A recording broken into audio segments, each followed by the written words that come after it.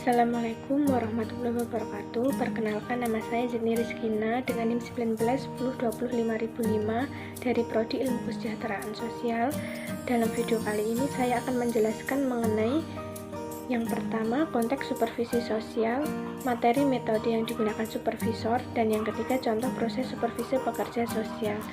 Dalam video kali ini dibuat guna untuk memenuhi tugas akhir semester mata kuliah supervisi pekerjaan sosial. Langsung saja, yang pertama menjelaskan konteks supervisi dalam praktik pekerjaan sosial. Supervisi merupakan kegiatan yang dilaksanakan dalam bentuk pelatihan dan berbagai tanggung jawab dengan pengembangan staf untuk menolong agar memahami tugas dan tanggung jawab, sehingga mampu bekerja lebih efektif.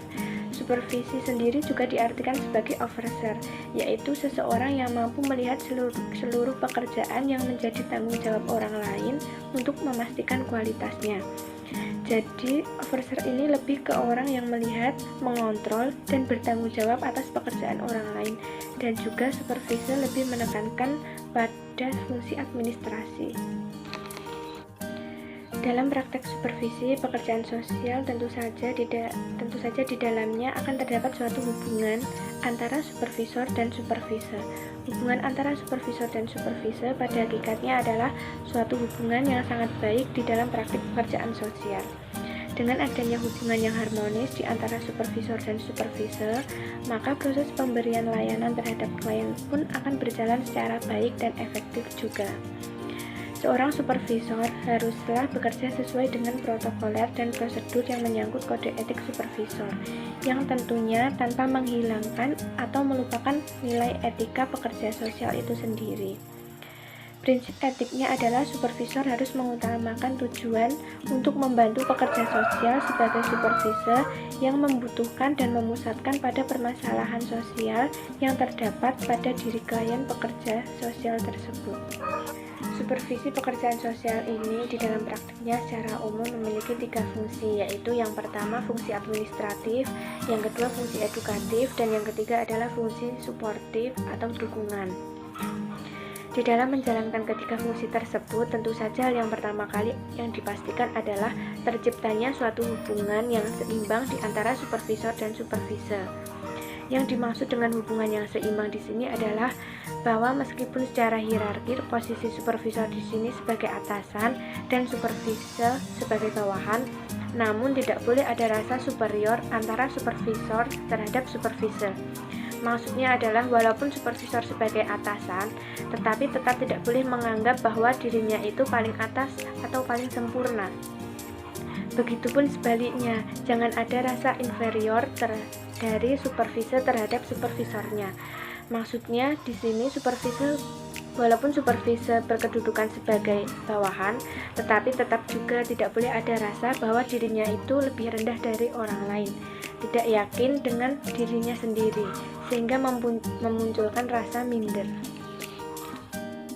Lalu, terciptanya suatu hubungan yang seimbang di antara supervisor dan supervisor tentu saja sangatlah penting di dalam praktik supervisi pekerjaan sosial, sebab pada dasarnya supervisor maupun supervisor di sini adalah sama-sama belajar. Jadi sudah sepantasnya lah harus tercipta suatu hubungan yang harmonis. Dengan demikian akan terwujud suatu proses supervisi yang efektif dan proses transfer attitude, skill, dan knowledge dari supervisor terhadap supervisor akan berlangsung secara baik dan lancar di dalam pengimplementasiannya.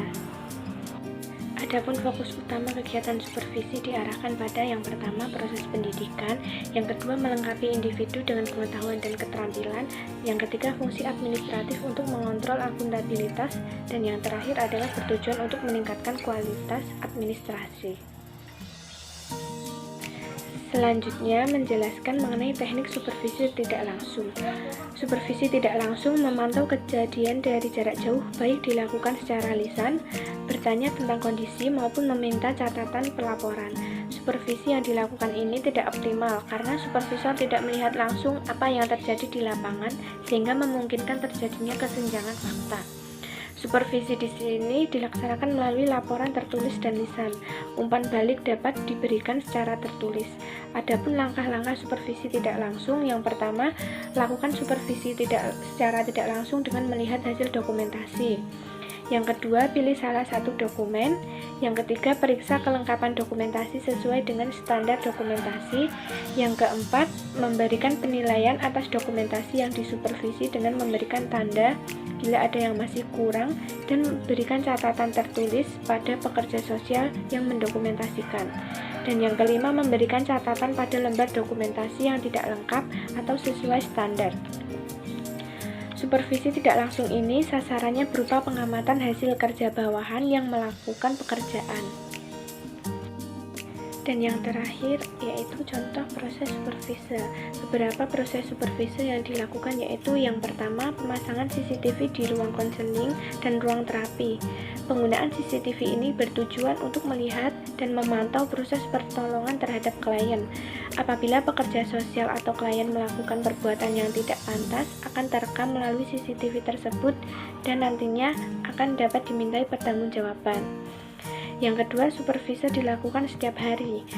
Maksudnya proses supervisi sebenarnya dilakukan setiap hari. Ketika seorang pekerja sosial akan bertemu dengan klien, pekerja sosial harus melaporkan kepada manajer program terlebih dahulu.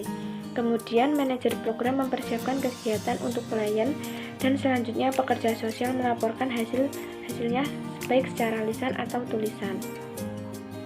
Dan yang ketiga, diadakannya case conference, yaitu pertemuan yang dilakukan sebulan sekali untuk membahas permasalahan yang dihadapi oleh klien, hambatan atau kesulitan yang dialami pekerja sosial. Hal ini dibahas secara bersama-sama dengan pekerja sosial lainnya. Dalam case conference ini juga dibahas solusi yang tepat untuk menangani masalah atau hambatan yang dialami tadi. Diskusi ini bersifat terbuka. Sekian penjelasan dari saya. Apabila ada tutur kata yang kurang berkenan, mohon dimaafkan. Wassalamualaikum warahmatullahi wabarakatuh.